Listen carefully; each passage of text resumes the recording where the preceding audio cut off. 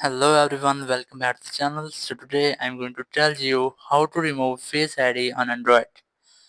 If you are using an Android phone and you want to remove Face ID on your Android, so let's see how can you do this.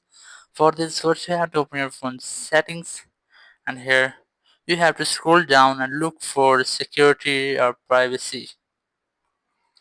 Here's the privacy section, and here's the password and security section. You just have to tab on the section which you can see the face icon. Here you can see this face option here, just select it, and here just scroll down and look for face. Here's that, just tap on it, and then you have to enter your phone password as I have entered. Now tap on next, and here you can see all of your face settings. Here's the option of clear face data, just tap on it and then tap on clear, and you can see I have successfully removed Face ID on my Android.